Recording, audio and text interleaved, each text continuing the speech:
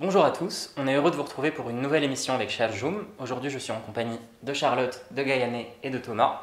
On espère que vous allez bien.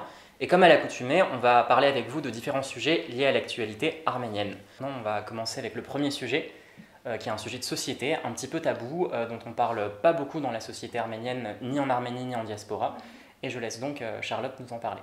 C'est un sujet moins festif, parce que je vais vous parler des avortements sexo-sélectifs en Arménie. Un avortement sexo-sélectif, c'est donc un avortement qui est motivé par le sexe du fœtus à naître.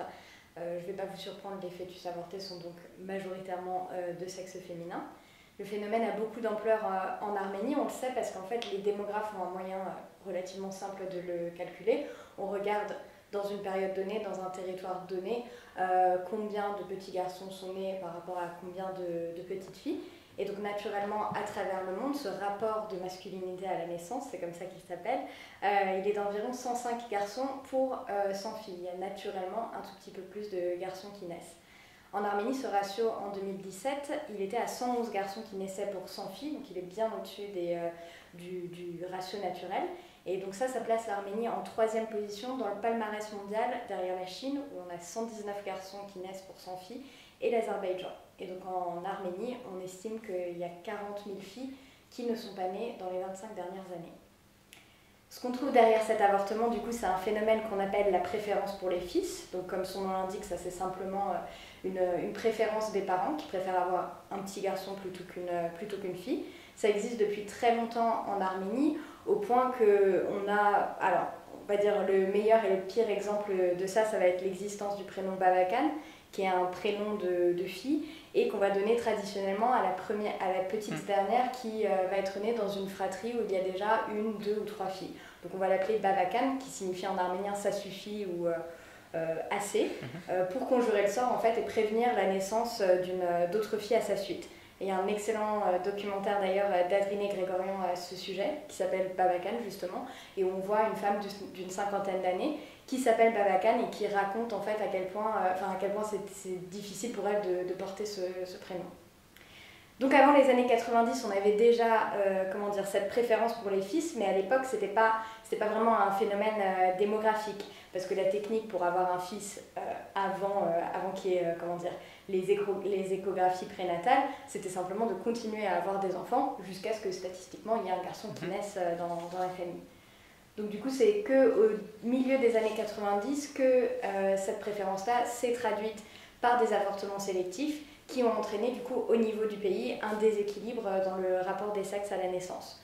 Deux raisons principales, je l'ai mentionné tout à l'heure, il y a d'abord le développement de l'échographie et aussi le fait que pendant les années noires, donc dans les années 90 en Arménie, le taux de natalité a beaucoup chuté. Donc on est passé de 2,6 enfants par femme dans les années 80 à 1,5 enfants par femme aujourd'hui.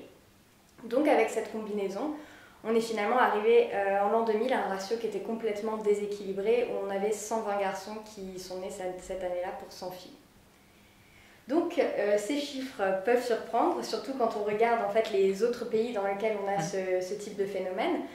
Par exemple en Chine, on sait qu'il y avait la politique de l'enfant unique pendant de longues années, donc ça encourageait ce type d'avortement. En Inde, il y a la tradition de la dot, ce qui rend forcément le fait d'avoir une fille, c'est un gros engagement économique pour les parents, c'est extrêmement coûteux. On n'a pas ce genre de choses en Arménie, donc du coup on peut se poser la question de pourquoi c'est un phénomène aussi répandu. Donc il y a le Fonds des Nations Unies pour la population, l'UNFPA, qui s'est penché un petit peu sur ces raisons, qui a fait un rapport, une enquête en 2012. Donc du coup ils interrogeaient les personnes sur leurs préférences pour les garçons. Il y a 39% des répondants à l'enquête du coup, qui ont cité la perpétuation de la lignée comme une raison pour laquelle les gens voudraient avoir plutôt un fils qu'une fille. Et d'ailleurs ça on le voit dans le documentaire Babakan que je mentionnais tout à l'heure. Il y a une des femmes dedans qui nous dit, je cite, « Les femmes sont la fondation d'une famille, mais les hommes perpétuent le nom de famille. Une fille n'appartient pas à sa famille, elle est le commencement de la famille de quelqu'un d'autre. » On a 15% des répondants qui citent la garantie du bien-être matériel des parents, parce que dans les familles arméniennes très traditionnelles, les belles-filles emménagent en fait avec les parents de leur mari. Et c'est le fils aîné qui est censé s'occuper de ses parents alors qu'ils vieillissent. Et donc dans un article pour le Guardian, on vous mettra les liens dans la description de la vidéo, Il y a la journaliste Suzanne Moore qui précise que quand elle enquêtait sur ce phénomène en Arménie, elle a beaucoup entendu l'expression « les garçons sont un investissement et les filles sont une perte ». Voilà.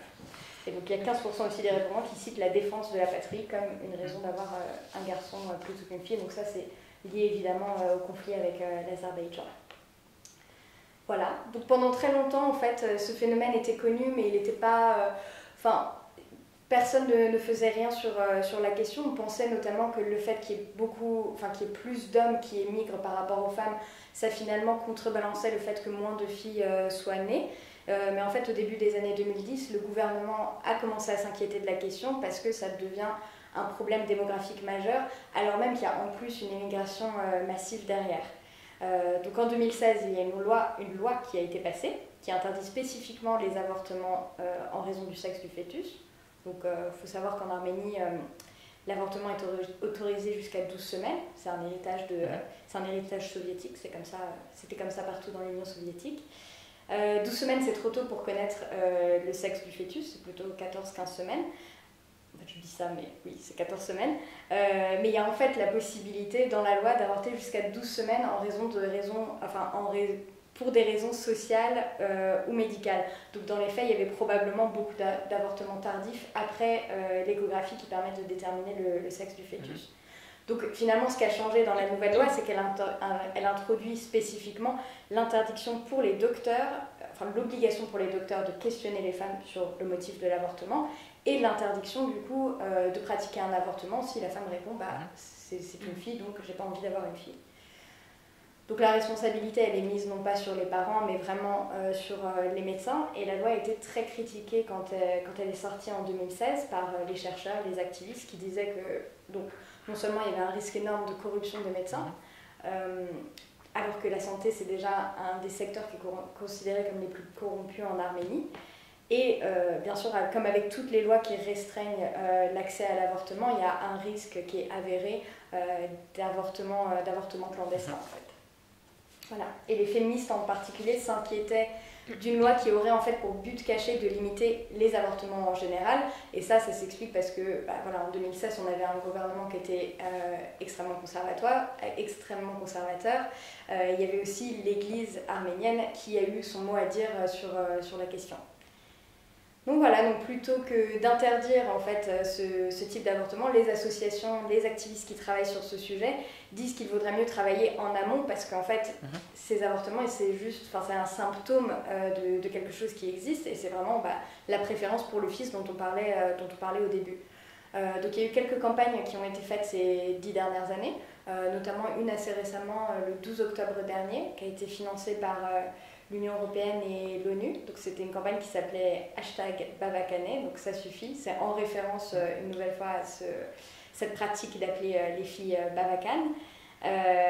Donc du coup ils ont fait une projection sur Malhayastan à Yerevan avec le hashtag. Il y a eu un site web dédié à cette question, une campagne sur les réseaux sociaux, etc. Mais il n'y a pas que les hashtags, bien sûr. La préférence pour les garçons, elle est liée à énormément de choses et notamment très liée à la place des femmes dans le système familial, économique et politique en Arménie. Et donc dans cette perspective, le travail des associations féministes qui luttent pour l'égalité des salaires, contre les violences domestiques, etc., ça fait partie intégrante en fait de cette lutte contre les avortements sexosélectifs. D'un point de vue très matériel aussi, tant qu'il n'y aura pas de vrai système de retraite, de système de sécurité sociale qui soit fonctionnel, les parents vont continuer en fait à voir leurs enfants et donc majoritairement leurs fils dans une société qui ne laisse pas toute leur place économique aux femmes comme un filet de sécurité pour leur vieux jour. Donc on va quand même terminer sur une lueur d'espoir parce que depuis la fin des années 2000, le rapport des sexes à la naissance se normalise un petit peu plus chaque année. Et donc en 2017, quand on avait 111 garçons pour 100 filles, c'est quand même énorme, mais c'était la 5e année de baisse consécutive. Voilà. Donc on espère que la tendance à la baisse va se poursuivre. On verra. Et effectivement, comme tu le dis, le problème n'est pas tant... finalement, ce phénomène-là, c'est plus un symptôme de la réalité, de la place des femmes en Arménie. Et c'est un symptôme de cette société patriarcale, etc., qui se perpétue. Et en fait, le meilleur moyen de lutter contre les avortements sélectifs liées au genre, c'est d'améliorer la place et la condition des femmes dans la société, dans les familles arméniennes, et peut-être que voilà, les préjugés liés aux femmes pourront disparaître, et la conséquence, ce sera peut-être la disparition de ce phénomène, ou en tout cas son atténuation. En tout cas, c'était très intéressant. Je ne sais pas ce que vous en avez pensé. C'était très recherché et très sourcé, donc merci Charlotte. Oui, on mettra toutes les sources dans la vidéo, comme ça tout le monde aura accès. Exactement, donc on mettra les sources à votre disposition. Donc merci pour ce sujet. Une réaction supplémentaire? Non, pas particulièrement. C'était très complet, et c'est bien effectivement d'avoir bien compris qu'il y a évidemment l'aspect de la société patriarcale, mais aussi les questions économiques qui sont liées à ça, les héritages, etc. Et de prendre tout le problème dans sa globalité. Ça, c'est vrai que c'est intéressant. Les questions économiques, on n'en parle pas assez. On parle beaucoup des préjugés patriarcaux, mais ces questions économiques, personne n'en parle. Et c'est vrai que tu as soulevé le problème, et c'est ça qui est il y a une vraie intéressant. réalité économique derrière. C'est vrai que si tu es une famille pauvre, avoir un fils, c'est plus avantageux. C'est ça, voilà. Après, l'économie, évidemment, ne doit pas non plus faire oublier que la société reste patriarcale et servir à dire non, mais en fait, c'est juste un problème économique. Il y a vraiment une question de société patriarcale qui est là. Et il y a un autre point aussi, et après on passera à un autre sujet, mais je pense que c'est important de préciser qu'il faut vraiment être vigilant à ce que certains ne se servent pas de cette cause pour restreindre et limiter l'avortement de manière générale, qui doit rester un droit. Et on se rend compte que ces derniers mois, ces dernières années, il y a quand même une extrême droite arménienne qui commence à pousser, en tout cas à s'organiser, et notamment sous l'influence de l'Église, et ça devient assez inquiétant, et qui commence à s'exprimer sur des sujets tels que celui-ci. Et voilà, comme tu dis, c'est un acquis qui nous reste de l'URSS. Pour une fois qu'on a un acquis de cette période-là, autant le maintenir. Oui, et c'était le problème justement avec la loi de 2016. Il y a un des responsables politiques de l'époque qui a dit, genre avec un peu de chance, ça va normaliser le ratio des sexes à la naissance et aussi limiter le nombre d'avortements. Donc il y avait clairement ce double but dans la loi de 2016. Du coup, point de vigilance, mais on a quand même espoir que ça s'améliore. Donc on va changer de sujet, on va parler des élections législatives en Azerbaïdjan, et je laisse Thomas en parler. Oui, effectivement, c'était le week-end dernier, donc celui du 9-10, si je ne me trompe pas, février, où il y a eu des élections législatives qui étaient anticipées. Et là, pour le coup, je m'appuie beaucoup sur des articles d'un site qui s'appelle eurasianet.org, qui est pour les spécialistes de la région souvent une référence, et qui est impartial, donc c'est assez positif sur une région où c'est difficile d'être impartial. Et la question, c'est de savoir pourquoi il y a eu des élections législatives anticipées en Azerbaïdjan. Donc évidemment, on rappelle le contexte. En Azerbaïdjan, il y a un gouvernement qui est donné de père en fils depuis 1993, la famille Aliyev, le père Aliyev était déjà au pouvoir sous l'Union soviétique en Azerbaïdjan. En Géorgie, il y a eu la révolution des roses en 2003, il y a eu encore une alternance de régime à la chute de Saakashvili qui devait être vers 2012, si je ne me trompe pas. Donc il y a un changement de pouvoir régulier, même si évidemment aucun des trois régimes qui a pris place en Géorgie était vraiment superbe, il y a toujours des côtés sombres évidemment. En Arménie, il y a eu la révolution en 2018. En Azerbaïdjan, il y a tout à parier que la famille Aliyev commence à s'inquiéter de ce qui peut arriver à sa suite, parce que quand la population civile, la société civile voit les révolutions en permanence, ou en tout cas les changements de régime, dans les pays voisins, forcément, ça risque d'arriver en Azerbaïdjan. Donc il y avait l'espoir que ces élections législatives anticipées servent à donner un peu plus de marge de manœuvre à l'opposition, qui évidemment n'aurait pas pris le pouvoir, mais s'ils pouvaient être représentés au Parlement, ça aurait permis de donner déjà un petit peu des petites avancées sur certains sujets. Et donc il y a plusieurs articles comme ça qui parlaient des différents groupes de gauche, les groupes féministes, les groupes écologistes, qui se sont organisés en Azerbaïdjan, des fois d'ailleurs entre eux, pour essayer de prendre une partie du pouvoir, dans la limite de ce qui aurait été donné. Au final, et ça a surpris plusieurs analystes, mais c'est pas si surprenant que ça, enfin c'était plausible dès le départ, ça reste le pouvoir qui a gagné à peu près tous les postes de parlementaires, à l'exception d'un seul. Donc ça a été un échec pour la démocratie, je dis pas démocratie dans l'absolu, mais même une ouverture démocratique en Azerbaïdjan. Beaucoup d'analystes ont été très déçus de ce résultat. Il y a par exemple un journaliste azéri en exil en Allemagne qui a dit que d'un point de vue médiatique, l'Azerbaïdjan perd la guerre face à l'Arménie d'un point de vue médiatique sur la question du Karabakh, parce qu'il n'y a aucune raison maintenant que les gens disent aux Arméniens du Karabakh, la communauté internationale dise aux habitants, aux Arméniens du Karabakh, de faire partie de l'Azerbaïdjan quand on voit qu'il n'y a aucune démocratie là-bas, même quand on aurait pu penser que. Les élections législatives anticipées, finalement, on pense que c'est sûrement pour empêcher l'opposition de se structurer trop vite. Là, ils ont eu très peu de temps pour se mettre en place et potentiellement briguer de nouveaux postes. En revanche, il y a un début d'organisation. Donc, je ne suis pas un spécialiste de l'Azerbaïdjan, je ne vais pas parler des heures, mais je pense qu'il faut surveiller ce qui se passe là-bas, parce qu'il y a des choses qui changent.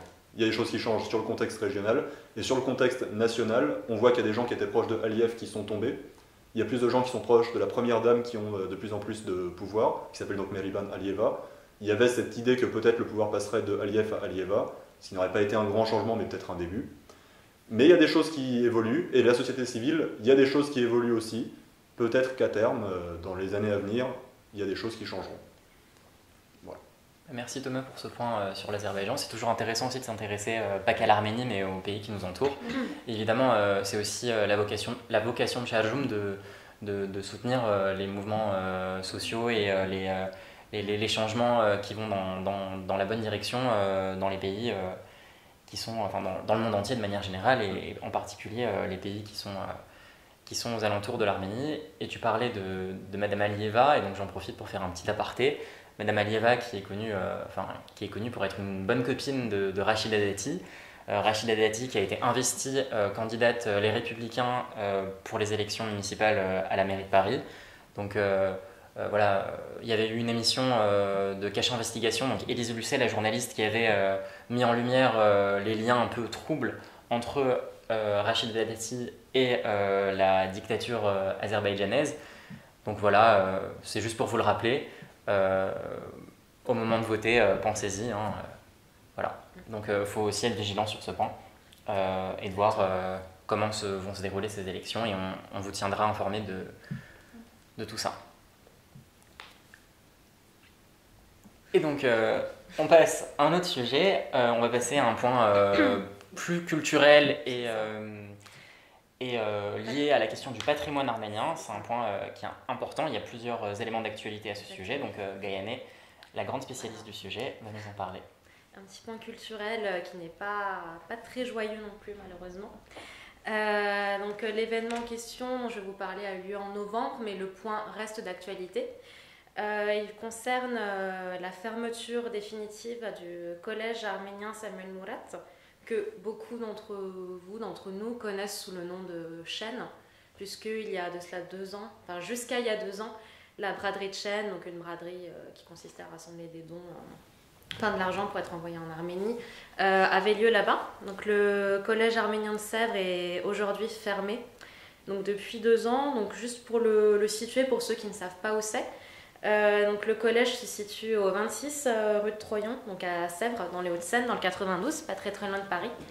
Et on dit collège arménien puisque c'était en fait une école arménienne qui accueillait les enfants donc sur le temps périscolaire et extrascolaire, donc le mercredi après-midi et le samedi toute la journée. Donc les enfants de la maternelle jusqu'à la terminale. Certains s'entraînaient même pour passer leur baccalauréat là-bas. Et aujourd'hui, cette école est fermée et même à l'abandon. Donc il y a eu malheureusement plusieurs actes de vandalisme et de pillage. Et la question qui se pose, c'est de savoir qu'est-ce qu'on va faire des bâtiments pour que ceux-ci restent dans le milieu arménien et qu'on puisse continuer à diffuser, sauvegarder, on va dire, un bâtiment qui prône, on va dire, qui valorise la culture arménienne en France aujourd'hui. Donc juste une petite aparté avant de répondre à cette question. Le collège arménien, donc on l'appelle collège arménien Samuel Murat.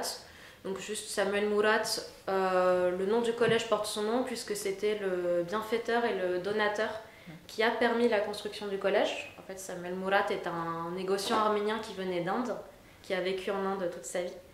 Et ce collège, avant d'être une école arménienne sur les temps périscolaires, était un pensionnat. Donc le collège a été installé en 1928 dans les locaux rue de Sèvres et il accueillait les élèves. Donc à temps complet, c'était une école franco-arménienne du coup. Il accueillait les élèves, mais aussi la congrégation des pères meuritaristes, donc qui gérait le collège à ce moment-là. Donc les pères meuritaristes, C'est une congrégation qui fait partie, en fait, c'est le père Merital qui a fondé cette congrégation religieuse. Donc le père Merital est un catholique arménien qui vivait à Constantinople à l'époque et qui a fui les persécutions en Turquie, qui s'est d'abord installé à Venise, qui a fondé le monastère Saint-Lazare qu'on connaît aujourd'hui, qui existe toujours et qui est visitable du public. Puis ensuite, la congrégation est venue, une partie de la congrégation en tout cas, a pu venir s'installer en France, puisqu'elle a bénéficié d'une protection royale de Louis-Philippe, qui avait des accords avec avec l'Arménie à l'époque, dans le but de promouvoir la langue française en Arménie. Voilà, donc le collège est installé là-bas dans les locaux rue de Sèvres depuis 1928. Donc aujourd'hui, qu'est-ce qui se passe concrètement? On a une réunion qui s'est tenue le 6 novembre dernier, si je ne me trompe pas, donc à l'UGAB, pour savoir justement ce qui allait se passer, qu'est-ce qu'on allait faire de ces bâtiments. Donc juste avant la tenue de cette réunion, plusieurs projets ont été proposés par divers entrepreneurs, tous d'origine arménienne. Donc notamment un projet qui était très intéressant dans le but de réhabiliter le bâtiment et de garder cette culture, cette mémoire arménienne. Donc le projet qui s'appelait Sèvres 2015 et qui était mené par Robert Aïdabirian et Gérard Guerguerian, deux entrepreneurs indépendants, et qui voulaient tous les deux que ce lieu devienne un mémorial du génocide pour la recherche et l'éducation à la citoyenneté arménienne. Donc un projet quand même assez noble, assez honorable, on va dire, pour ce lieu. D'autres petits projets ont été proposés aussi dans ce cadre-là, mais tous ces projets ont été refusés. Alors pourquoi? Donc ça, c'est une hypothèse que j'émets, donc je ne suis pas la seule à émettre cette hypothèse-là. Je pense, et d'autres pensent aussi, qu'il y aurait un lien entre le refus de ces projets et la nomination, donc en 2014, on remonte à quelques années, de Monseigneur Boros Levon Zekian, donc, qui est archevêque des Arméniens catholiques d'Istanbul, enfin qui ne l'est plus aujourd'hui, et qui a été nommé légataire, donc c'est-à-dire ambassadeur du Saint-Siège, pour la congrégation des Moritalistes. Donc du Vatican. Donc du Vatican, c'est ça. Et quand je dis qu'il a été nommé légataire, donc observateur, il ne fait pas partie, il n'est pas membre de la congrégation des pères Moritalistes. Il n'est pas Moritaliste, il a été nommé en tant qu'observateur. Donc pourquoi est-ce que je pense, et d'autres pensent qu'il y aurait un lien entre le refus de ce projet et la nomination de Monseigneur Zekian? Donc je m'explique. Il faut savoir qu'aujourd'hui, juridiquement, le collège est la propriété donc, d'une association, l'association de gestion du collège, donc loi 1901, qui, comme son nom l'indique, est gestionnaire du collège. Monseigneur Zekian, donc pour le coup, n'est pas membre de l'association de gestion, il n'est pas non plus membre de la congrégation des Moritalistes. Cependant, il s'est permis, on va dire, un petit peu en cachette, sans la consultation des membres de l'association, sans l'avis des pères Moritalistes, de négocier, on va dire avec des guillemets, un contrat avec Bouygues Immobilier, donc contrat qui prévoyait la construction d'une centaine de logements sur le site. Donc logements, on peut dire des HLM, logements qui prévoyaient évidemment la destruction d'un des bâtiments de l'école, bâtiment qui est quand même inscrit au titre des monuments historiques, donc qui est quand même plus ou moins protégé par la loi. Et il s'est permis de faire cette négociation au nom de l'association de gestion, alors que Monseigneur Zekian, comme on l'a dit, n'est ni membre de l'association, et n'a même pas de mot à dire puisqu'il n'est ni membre de la congrégation des Moritalistes. Donc un accord qui n'a aucun sens et qui par conséquent n'a aucune légitimité au vu de la situation de ce cher archevêque. Et donc du coup, quand les membres de l'association se sont rendus compte de ça, ils ont intenté un procès à Monseigneur Zekian. Voilà, et le procès, donc l'association a gagné le procès. Donc grâce notamment à un avocat, donc Patrick Casparian, qui était l'avocat de l'association, et qui a permis de geler le contrat illicite, le contrat illégal en fait, qu'avait contracté Zekian avec Bouygues Immobilier. Donc une bonne nouvelle, aucun immeuble ne sera construit sur les lieux du site, aucun bâtiment ne sera rasé. Donc c'est pour ça qu'en novembre dernier s'est tenue justement une réunion, donc réunion ouverte à tous, au public, donc dans les locaux de l'UGAB, rue de Courcelles à Paris, pour savoir justement ce qui se passait, donc une réunion d'information organisée par l'Union des anciens élèves Murat Raphael, donc dont certains membres de l'Union font partie de l'association de gestion, et du coup pour réfléchir aux perspectives d'avenir des locaux. Donc cette réunion était ouverte à tous, hein, chacun, donc une discussion libre en fait, plus qu'une réunion, une rencontre, et plusieurs personnalités, on va dire arméniennes, ont pris la parole durant cette réunion. Donc on avait Patrick Devedjian qui était présent, donc, qui est député des Hauts-de-Seine, mais également ancien élève du collège. Patrick Kasparian, donc l'avocat en question de l'association. René Zagoyan, qui est membre de l'association de gestion du collège, qui est dans le bureau. Lévon Papazian, ancien président des parents d'élèves de l'école. Hrant Kuljan, représentant de l'Union des anciens élèves. Et la réunion était animée par Arak Rikorian, qui était également ancien élève au collège arménien Samuel Murat. Donc durant cette réunion, donc, tout le monde était d'accord pour dire que le collège doit rester la propriété des Arméniens et doit toujours conserver son rôle de sauvegarde et de diffusion de la culture arménienne. Et plusieurs idées ont été partagées avec le public, et certaines ont été même émises de la part du public concernant les fonctions du futur bâtiment.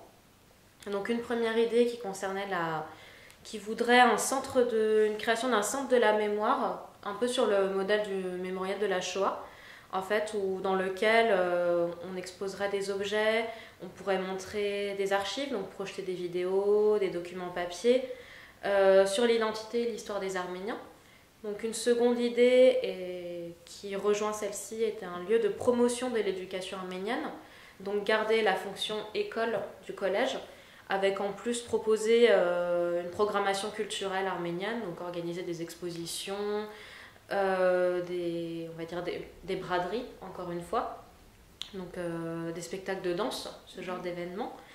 Une troisième idée qui a été émise par Hrant Hovsepian, qui est directeur de la première école franco-arménienne, donc aujourd'hui, donc à Valence, qui était la création justement d'une école franco-arménienne, donc comme on a eu le cas à Alfortville en 2012, il me semble bien. Voilà, donc d'accueillir des élèves qui suivraient et le parcours français et arménien, donc ce qui leur donnerait un diplôme bilingue à la fin de l'année, donc un baccalauréat français et arménien.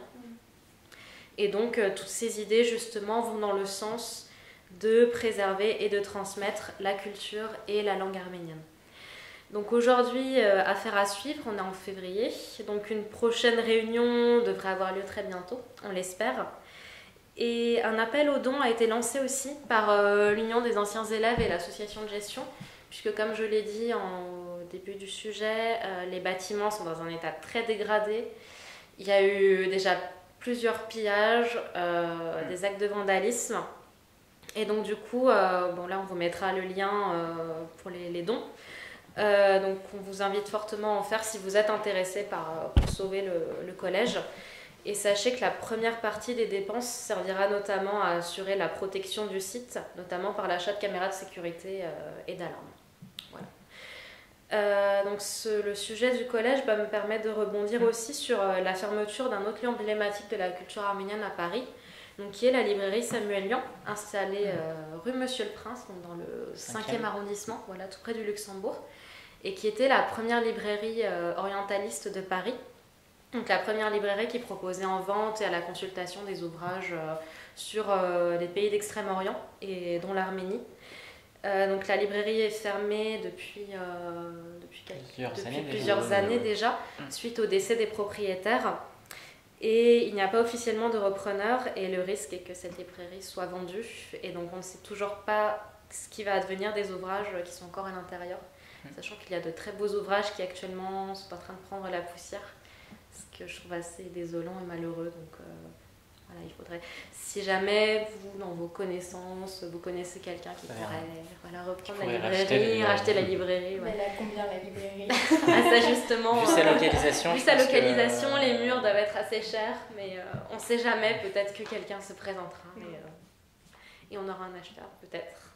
Voilà. Donc, En tout cas, merci pour ce focus sur le patrimoine arménien en France. Je pense que c'est important aussi de parler de ce qui se passe en diaspora et du fait que des lieux qui sont assez emblématiques et qui sont historiques en fait pour la diaspora arménienne de France sont en train soit de disparaître, soit ne sont pas en très bon état.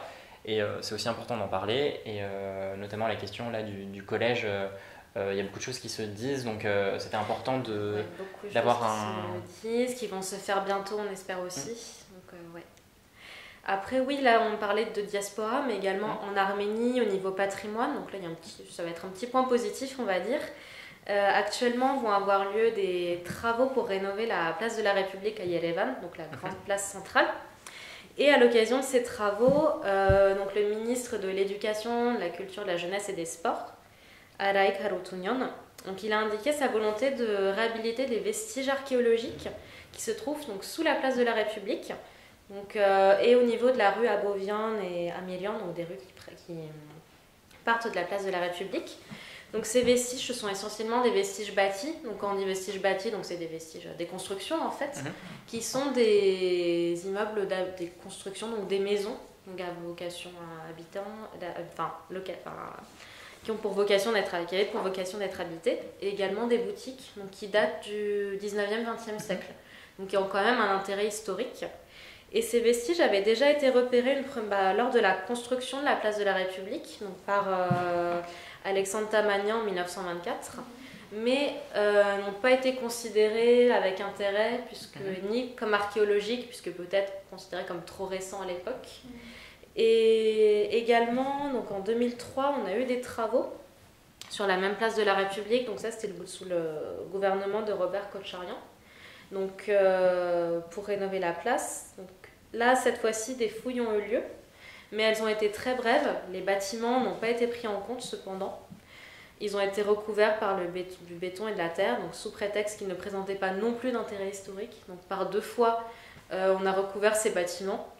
Mais aujourd'hui, grâce au ministre et à la volonté, on va dire, du gouvernement actuel de réhabiliter un petit peu la culture arménienne, ces anciens bâtiments, qui se situent quand même sous 4 mètres de profondeur, sont reconnus à leur juste valeur, comme témoins de l'ancien Yerevan du 19e siècle.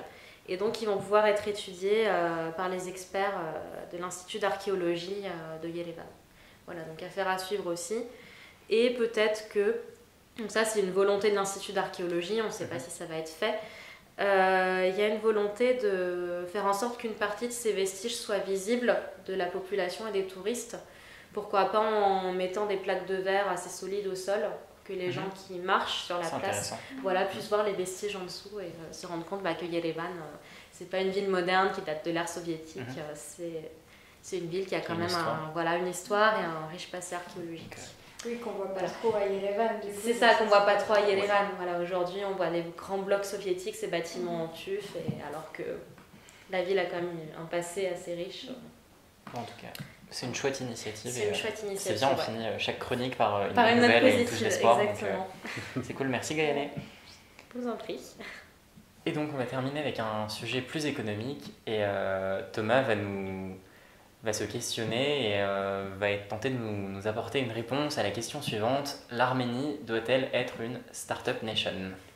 Effectivement. Pourquoi je pose la question ? Parce que Armen Sarkisyan, le président de l'Arménie, avait dit, je crois que c'était il y a 6 mois, en juillet dernier, qu'il voulait que l'Arménie soit un pays pour les startups. Donc j'ai extrapolé avec Startup Nation. Alors, moi je vais commencer par le positif et après partir sur du un peu moins positif, mais pas forcément du négatif. Globalement, la situation de l'Arménie, économiquement, elle est mieux qu'avant. Là-dessus, il n'y a à peu près pas de débat, en tout cas pas à ma connaissance. En revanche, on entend beaucoup de choses comme ce type de déclaration qui sont intéressants, mais sur lesquelles je pense que c'est bien de se poser quelques questions. Il n'y a pas longtemps, il y a à la même période d'ailleurs, en juillet dernier, j'avais vu un article sur la Chambre de commerce arménienne en France qui disait le gouvernement arménien prend le chemin d'une économie inclusive et innovante. C'est très bien, mais qu'est-ce que ça veut dire ? Inclusif de qui, innovant en quoi ? Alors en l'occurrence, c'était basé sur un rapport, je crois de l'UGAB, mais je ne suis plus sûr. Et le rapport en l'occurrence, il n'était pas dans l'article, je ne l'ai pas trouvé, donc je ne sais pas. Mais là, on nous donne un article pour nous dire, voilà, c'est super, on va vers le progrès, mais en fait, on ne sait pas ce que ça veut dire concrètement. Et il y a des mots-clés comme ça qui sont souvent utilisés et on ne sait pas trop où est-ce que ça nous mène. Que l'Arménie soit une startup nation, moi j'ai pas de problème, mais quand les gens meurent de faim, il faut qu'ils mangent.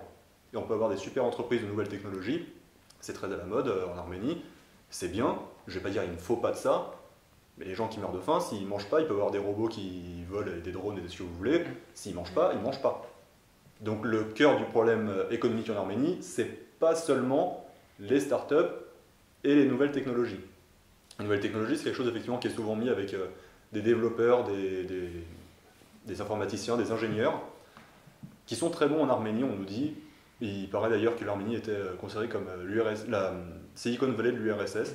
Alors moi sur internet j'ai vu que les Biélorusses revendiquent aussi ce titre, donc déjà je me pose la question, c'était où la vraie Silicon Valley de l'URSS? Il y en a peut-être plusieurs, je ne sais pas.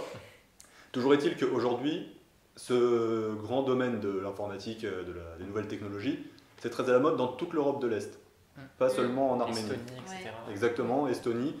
Et pour le coup, les entreprises étrangères qui investissent, en général, vont investir là où il y a beaucoup de potentiel, notamment en termes numériques. Vous voulez ouvrir un plateau d'informaticiens, vous allez en Roumanie, il y a 20 millions d'habitants si je ne me trompe pas. Sur 20 millions, vous pouvez ouvrir un grand truc. En Bulgarie, c'est plus petit, 8 millions, il y a déjà moins d'entreprises qui y vont. En Pologne, il y a des entreprises. En République tchèque, il y a des entreprises. En Arménie, c'est 2 millions d'habitants qui sont effectivement sur place. Ce n'est pas 2 millions d'ingénieurs. C'est difficile d'ouvrir un grand truc sur place. Ce qui veut dire que les ingénieurs sur place peuvent être très bons, mais s'ils n'ont pas de travail ou pas assez de travail, il y a un fort risque qu'ils partent ailleurs. Donc c'est bien d'avoir des gens très compétents, et a priori c'est le cas. Si on ne peut pas leur donner des bonnes perspectives pour évoluer sur place, ça ne veut rien dire. Enfin, ça ne suffit clairement pas. De la même manière, le gouvernement actuel fait beaucoup de choses pour réduire les impôts pour les entreprises qui voudraient s'implanter en Arménie. C'est une vision économique, on est d'accord, on n'est pas d'accord, c'est pas mon propos ici, mais c'est pareil, dans tous les pays d'Europe de l'Est, c'est une politique qui est menée. Il y avait un article que j'avais vu de quelqu'un qui s'appelle Nomade Capitaliste, qui est spécialiste pour le offshore avec un minimum de taxes. Selon lui, le meilleur endroit en Europe de l'Est où s'implanter, c'est la Macédoine. Le deuxième, je crois que c'est la Géorgie, et le troisième, c'est l'Estonie. C'est bien qu'il y ait peu de taxes. En Macédoine, je ne sais pas si quelqu'un veut me contredire, qui le dit dans les commentaires à la vidéo, je ne suis pas sûr que ce soit the place to be pour investir. Et qu'il y a eu des ruées d'investisseurs sur place qui soient venus parce qu'il y avait moins de taxes. Donc c'est parce qu'il n'y a pas de taxes que les gens viennent. En revanche, dans la même lignée, le gouvernement a parlé de créer des zones franches. Il y en a une qui date, je crois, de 2017 à Merri, qui est la frontière avec l'Iran, qui est cofinancée par l'Iran. Ça, c'est un bon projet, je pense, parce que ça permet déjà de désenclaver la ville, qui était très enclavée parce que la route était pourrie pour aller jusque là-bas. Là, il paraît qu'ils sont en train de la refaire. C'est une bonne chose. Mais de mettre quelque chose qui permet de faire travailler les Iraniens et les Arméniens à la frontière, c'est bien, j'ai pas de débat. D'ailleurs, dans un futur idéal, il faudrait que ça inclue aussi le Nakhitchevan qui est à côté. Mais on n'en est pas encore là. Par contre, il était question, il y a quelques mois, d'ouvrir aussi une zone franche à Gümri. Je veux bien, je ne vais pas dire non, c'est pas bien. D'ailleurs, le maire de Gümri était content. Mais une zone franche, pourquoi? Il y a des pays qui ouvrent beaucoup de zones franches. Aux Émirats, il y a 40 zones franches dans tout le pays. Il y en a qui marchent très bien, il y en a qui ne marchent pas du tout. C'est parce que vous ouvrez une zone franche que tout le monde va venir. Et quel est l'investisseur qui va se dire je vais aller investir à Gümri parce qu'il y a une zone franche? Peut-être qu'il y en a, hein, peut-être que je me trompe. Mais je pense que c'est pertinent de se poser la question à l'avance. Et donc, quand on nous dit économie inclusive et innovante en Arménie, qui on nous dit zone franche, qui on nous dit start-up, qui on nous dit IT, qui on nous dit nouvelles technologies, qui on nous dit tout mot, c'est bien. Grosso modo, l'Arménie semble aller mieux depuis la Révolution, mais c'est pas parce que ça semble aller mieux tout de suite qu'on est sur une voie du progrès qui est irréversible. Déjà, si on est vraiment sur une voie du progrès, on peut se poser la question. Je dis pas oui, je dis pas non, mais c'est intéressant de se poser la question. C'est intéressant de remettre ces idées préconçues en cause.